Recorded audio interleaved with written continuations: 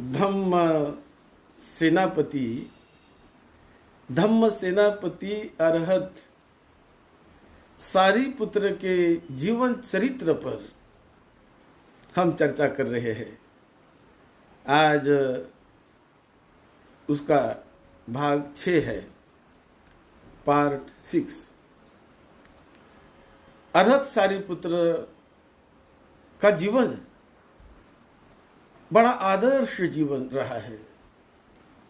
वो हमेशा मददगार के रूप में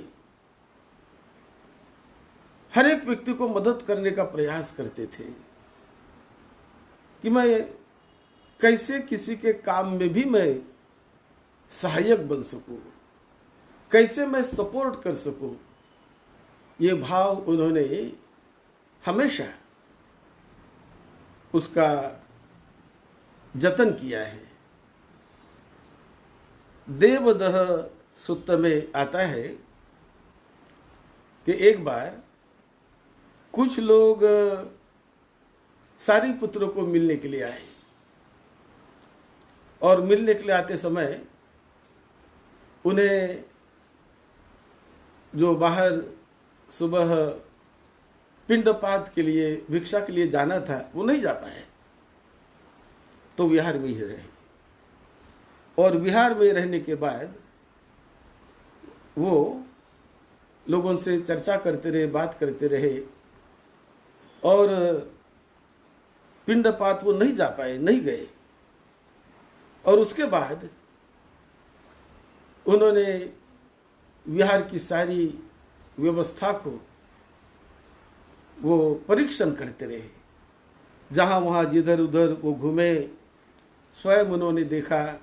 जहाँ कहीं झाड़ू लगाना था वहाँ पर स्वयं अपने हाथ में झाड़ू लिया और विहार को झाड़ू लगाना भी उन्होंने शुरू कर दिया।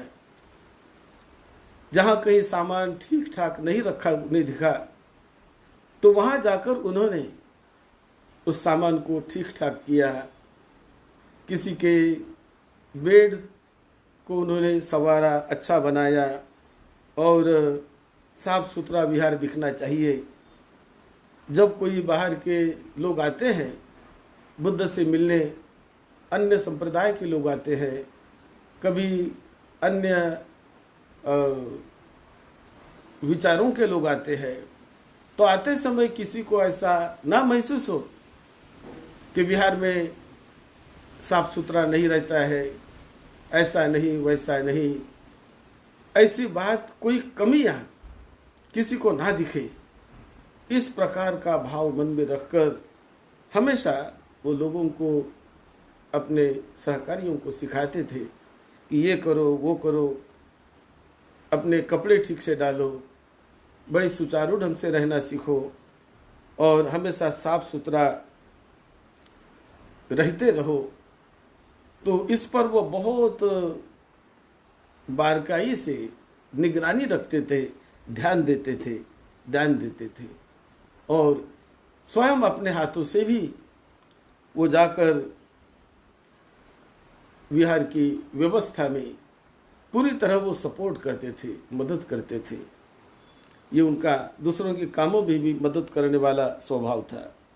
उसी प्रकार विहार में कोई बीमार हो, क्योंकि जब 500,000 लोग एक जगह रहते हैं तो कुछ लोग बीमार रहते थे, किसी को कोई तकलीफ, किसी को कोई तकलीफ, तो स्वयं सारीपुत्र वहाँ बीमार लोगों को मिलते, उनको दवा देते, दवा के बारे में उनको पूछते, उनकी देखभाल करते और उन्हें हमेशा एक बल देने का प्रयास करते, हमेशा उनको सहाय करने का प्रयास करते, हमेशा उन पर वो नज़र रखते कि हर एक व्यक्ति की सेवा ठीक ढंग से होनी ही चाहिए। जब कभी बाहर उन्हें जाना पड़ता था, कहीं दूर के प्रदेश में जब वो जाने के लिए कभी निकलते, तो यात्रा में जाने के लिए कभी 1 दिन लगता, कभी 2 दिन लगते हैं, तो ऐसे कभी कभी दूर के प्रवास में भी उन्हें जाना पड़ता था। तो ऐसे जाते समय वो पहले सभी को आगे भेज देती, जो जूनियर है, जो उनसे छोटे भी है, सारी उनकी देखभाल ठीक से हो जाए तो सभी को वो बहुत सारे लोगों को आगे भेजते। वो स्वयं कभी आगे नहीं जाते, आगे भेजकर सारी बिहार की देखभाल करके, बिहार को संभाल कर और सबको देखकर, जो बिहार में कुछ बीमार लोग हैं उनकी देखभाल करके, उनकी भी सेवा करके, फिर उनको कभी तेल की मालिश भी वो करते थे, उनको भी मालिश कराकर और उनकी देखभाल करके वो सबके पीछे निकलते थे सारी बिहार की देखभाल करने के बाद। इस प्रकार का उनका वो जाने का रवैया था। और कभी कभी बहुत देर हो गई तो उस दिन नहीं, बल्कि वो दूसरे दिन चले जाते थे, पहले सभी को भेजकर। तो इस प्रकार बिहार की देखभाल करना वो बहुत अपनी जिम्मेदारी मानते थे। ऐसा नहीं कि मैं इतना बड़े पद पर हूँ, इतना बड़े पोस्ट पर हूँ, मैं धम्म सेनापति हूँ तो मुझे आगे जाना चाहिए, मैंने ये करना चाहिए, ऐसा नहीं। जहाँ कभी जैसा मौका उन्हें आता उसको देखकर वो स्वयं इस प्रकार का निर्णय लेते रहते थे। और कभी किसी बिहार में कभी प्रोग्राम होता है और वहाँ सारा भिक्खु संघ कभी कभी चला जाता है, कोई बड़े महोत्सव के समय, बड़े उत्सव के समय, तो ये पीछे से जाने वाले कभी कभी होने के कारण एक बार ऐसा हुआ कि किसी एक बिहार में बहुत बड़ा एक उत्सव था। तो सारे भिक्षु जहाँ वहाँ से भिक्षु आ गए, सभी भिक्षु वहाँ पर इकट्ठा हो गए। और इकट्ठा होकर कोई अपना बेड बिछाना देखता है, कोई अपनी रूम की व्यवस्था देखता है, तो कोई यहाँ वहाँ अपने कमरे में जहाँ वहाँ लोग जाने लगे, इधर उधर सब रहने लगे। और सारी पुस्तक को जाने में थोड़ी देरी हो गई।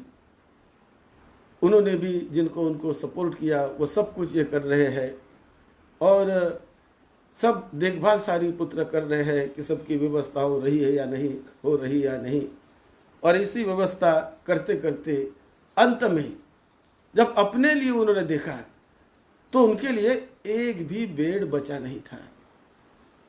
सब लोगों ने, जो बाहर के लोग आए, उन लोगों ने सारे कमरों को घेर लिया। सारे कमरे में जहाँ वहाँ वो अपने चले गए और जहाँ वहाँ उन्होंने अपनी जगह बना ली, लेकिन इनको जगह नहीं मिली। तो सारी पुत्र जगह नहीं मिलने के बाद एक दिन ऐसे अवस्था में वो पेड़ के नीचे उन्होंने चीवर का ऐसा टेंट लगाया और वहीं पर वो रात्रि भर विश्राम करते हैं, रात्र भर वहाँ पर बैठे रहे। जब सुबह बुद्ध ने देखा तो रात भर सारे पुत्र एक पेड़ के नीचे बैठे हैं, विश्राम कर रहे हैं। सभी लोगों ने आकर अपनी जगह घेर ली थी।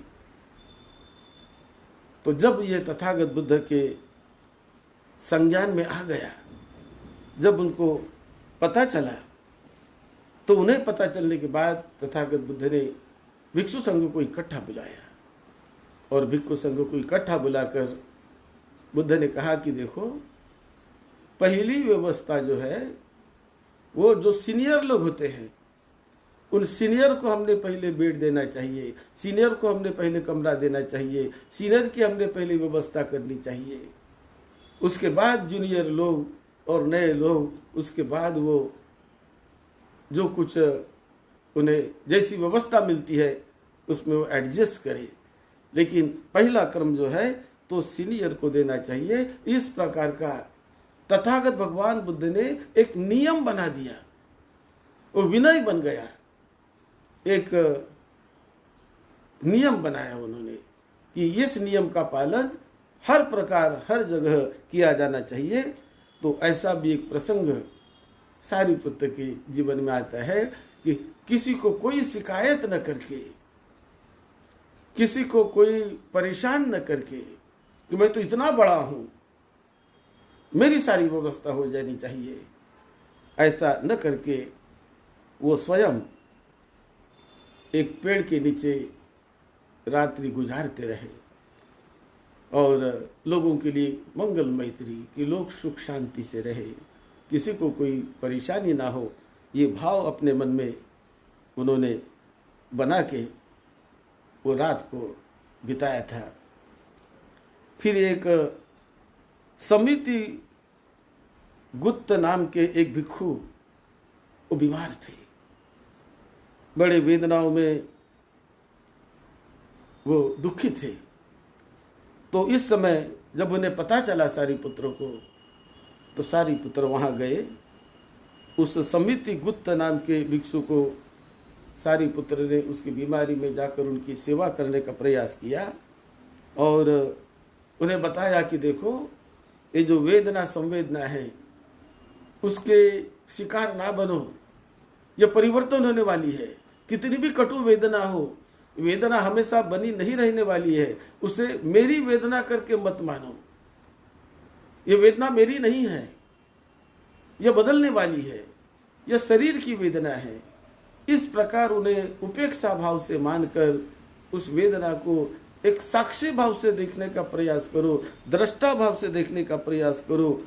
और ये जो 5 स्कंध है, पंच स्कंध, रूप, वेदना, संज्ञा, संखार और विज्ञान है, इस स्कंदों को जगाओ, इस स्कंदों पर अपने मन को लगाओ और इस वेदना की तरफ, उसके झुकाव में मन को ना जाने दो, उसके परिणाम में मन को ना आने दो, तो उससे बाहर निकलने का प्रयास करो। ऐसा रास्ता जब उन्होंने सुमिति गुप्त नाम के भिक्षु को जो बताया, और यह थोड़ा ही उनका संदेश सुनकर वो भिक्षु उस वेदना से पूरी तरह मुक्त हो गए और बड़े स्वस्थ होकर स्वस्ति का जीवन जीने लगे। तो सारिपुत्र ने ऐसे बीमारी के समय भी उन्होंने एक मददगार के रूप में, या सहायक के रूप में वो जाकर उनको सपोर्ट करते रहे हैं। उसी प्रकार एक बार एक छन्न नाम के भिक्षु, वो भी ऐसे बीमारी में थे, तब भी उनको जब पता चला, सारिपुत्र वहाँ गए और उनको जाकर उन्हें भी ऐसा ही उपदेश देकर कि ये बीमारी को, ये तो शरीर का एक स्वभाव है कि वो कटु वेदनाओं में कभी चला जाता है, लेकिन वो भी वेदना बदलने वाली है, परिवर्तित होने वाली है। उसे मैं मेरा ऐसा ना मानो, उसके प्रति आसक्ति ना करो, उसे अनासक्त भाव से, उसे निर्विकार भाव से, अनासक्त भाव से, निरपेक्ष भाव से उसे देखने का प्रयास करो, तो उस वेदनाओं से, बीमारियों से तुम मुक्त हो जाओगे। ऐसा उपदेश उन्होंने छन्न नाम के भिक्षु को भी दिया, उसका भी बड़ा मंगल हुआ, वो भी बीमारी से उठ गए। तो ये जो मन के शक्ति को जो बढ़ाना है, मन पर एक वेदना सवार न हो जाए, मन उससे व्यथित न हो, दुखित न हो। ये तो वेदना शरीर की है, उसे दृष्टा भाव से देखकर उससे मुक्त होने का रास्ता जो तथागत भगवान बुद्ध ने सिखाया, वही रास्ता, उसकी याद अरहत सारिपुत्र ने ऐसे समय उन भिक्षुओं को कराई और वेदना से, बीमारी से वो मुक्त हो गए। एक बार अनाथ पिंडक, ये भी बीमार पड़ गए और अपने मृत्यु के शैया पर जैसे वो थी। जब सारिपुत्र को पता लगा कि अनाथ पिंडक बीमार है और मृत्यु के सजा पर पड़े जैसे वो है। ये जब उन्हें पता चला तो सारिपुत्र स्वयं वहां चले गए और वहां जाकर सारिपुत्र ने उन्हें पंचस्कंद की जो सूक्ष्म गहराई है वो उन्हें बताई कि संज्ञा को ऐसे जानो, वेदना संवेदना को ऐसे जानो, ये नाम रूप वेदना संज्ञा संखार इनके अलग अलग उन्हें करके जानने का प्रयास करो। ऐसे अपने मन को ऐसे उठाओ, अपने मन को इस प्रकार से अपने सांस के साथ ये संवेदना को बदलने वाली है, मेरी नहीं, मैं नहीं, उसे दुख से या व्याकुलता से बेचैन होकर देखने का प्रयास नहीं, समता से देखने का प्रयास करें, उसके प्रति मैत्री करने का प्रयास करें।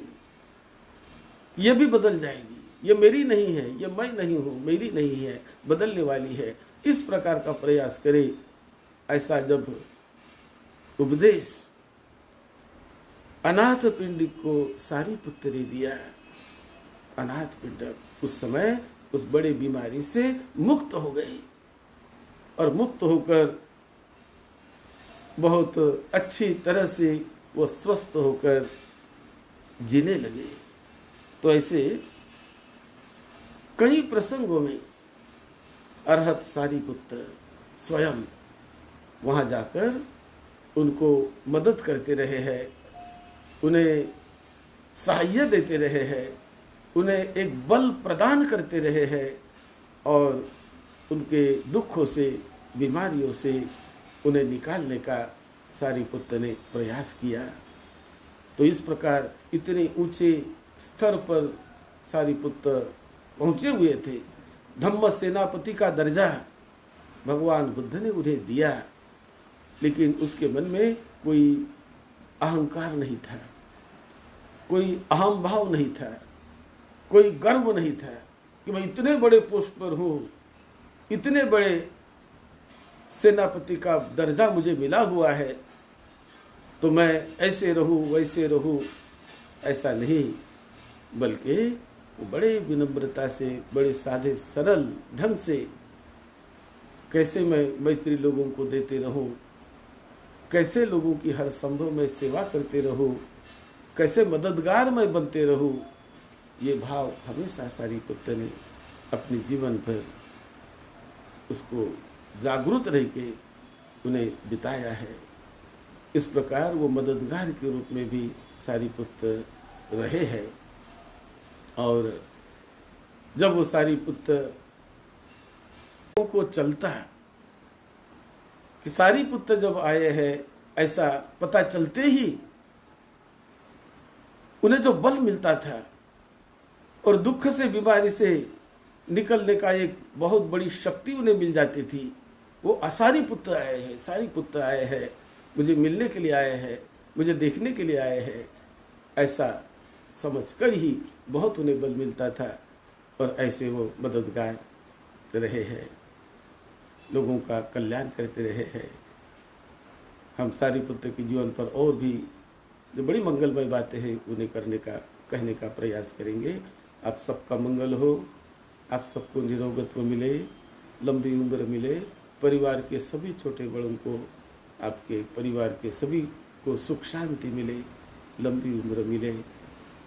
यही मंगल मैत्री के साथ सद्धम्म की सेवा में, आपकी सेवा में डॉक्टर भदंत राहुल बोधी महाथेरो। आप सबका मंगल हो, सबका मंगल हो।